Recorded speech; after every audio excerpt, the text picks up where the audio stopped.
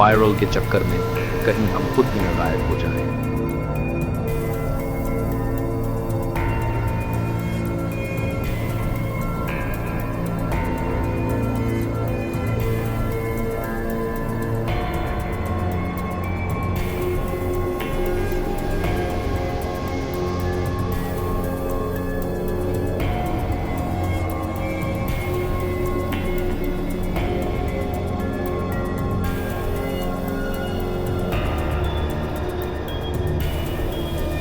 एक बुजुर्ग ने उसे रोका और कहा, बेटा, तुम शहर के लगते हो, रात को यहाँ क्या कर रहे हो?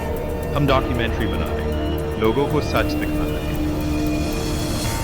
बेटा, अमावस की रात उस दरख्त के पास रुकना मौत को बुलाने के बराबर है। अरे यार, ये सब पुरानी कहानी